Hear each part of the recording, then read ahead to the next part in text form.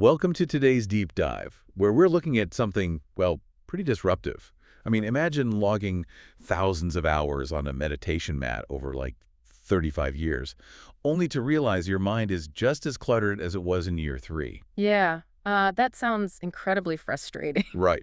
So today we're exploring notes from Osman, who's also known as the blind Muslim yogi. Mm. And he basically argues that this kind of blind monastic dedication isn't exactly a badge of honor. No, he actually calls it a trap. Exactly. So our mission today is to see how ditching that rigid mountaintop mindset for a highly practical 21st century approach can, rescue your practice from stagnation and actually deliver real everyday results for you. And to do that, Osman deliberately dismantles the whole authoritative guru complex right out of the gate. He absolutely refuses to present himself as this, flawless academic reference on yoga or energy healing. Which is a huge relief, honestly. Oh, totally. He frames his entire channel simply as a video journal. It's basically a vlog where he just shares his personal, limited knowledge and focuses purely on what actually functions in the real world. So it's kind of like open sourcing a personal wellness diary. Yeah, exactly. Instead of receiving a lecture from a flawless master, you're really just comparing notes with a fellow practitioner who, well, just happens to have found a few things that work. And that shift in framing actually alters how a beginner physically approaches the mat. I mean, when you strip away that intimidating guru persona, you eliminate the performance anxiety that, spikes your cortisol before a session even begins. Oh, wow. Yeah, that makes a lot of sense. You aren't worrying if you're spiritual enough. Right. You're literally just testing mechanics. Oh. Osman lowers the barrier to entry so you can just try it out without the pressure. Which frees him up to focus on utility rather than tradition, right? He specifically points out that trying to mimic a monk who meditates 12 hours a day is pretty useless for someone with a mortgage and a 9-to-5 job. Absolutely. It's a completely different context. But I do have to ask, he claims that people who practice the same sequence for 35 years without progressing are engaged in a, quote, time-wasting practice. Yeah, he really doesn't mince words there. He really doesn't. Yeah. But isn't the point of meditation that the journey itself is the destination? Are we just projecting our modern obsession with instant gratification onto an ancient art? Well, the friction there really comes down to your original intention.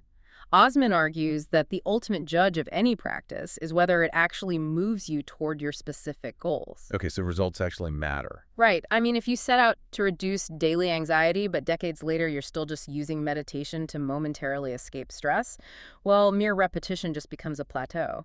He strongly advocates for methods designed to yield almost immediate, tangible results. Okay, but if we aren't measuring success by how long we can sit still, we kind of need to know what those immediate results actually look like. Well, he expects his simplified sequences to produce highly tangible life improvements within just weeks or months. Like what exactly? Things like better decision-making capacity, stronger relationships, or what he calls togetherness, and even increased career strength. Wait, career strength. Let's break down the how there. Yeah. Because doing a downward dog doesn't magically get you a promotion. No, obviously not. But it sounds like he's using physical postures and breath work to actively regulate the nervous system. By pulling the body out of that chronic fight-or-flight state, you're restoring blood flow to the prefrontal cortex. Exactly, and that clears the brain fog. Right, which directly improves executive function and decision-making when you're, say, sitting in a tense board meeting. Yeah, you're treating yoga less like this fragile museum exhibit that you have to admire in perfect silence, and honestly, more like a Swiss Army knife. I really love that analogy. You just pull out the specific tool you need for the real-world problem you're facing that day. Now, Osman does make it clear through his platform, yogawellness786.com, that these are natural therapies. Right, they're tools to support your daily life, not medical treatments meant to replace a doctor. Exactly. That's a very important disclaimer. But as a daily toolkit, it bridges ancient postures directly to modern professional success. So you aren't practicing to detach from the world. You're practicing to engage with it more effectively. We're really seeing a radical shift here from the untouchable guru to a vlog-style guide who demands a real-world return on investment for the time you spend on the mat. It's a highly pragmatic, results-oriented lens applied to a tradition that is usually, shrouded in mysticism. Which leaves us with a fascinating tension to consider. I mean, if we start measuring the success of our meditation purely by how much it boosts our career strength and our decision-making efficiency, Do we risk losing the ancient, simple beauty of doing something purely for its own sake? That is a really tough question. It is. And it's something for you to mull over until next time.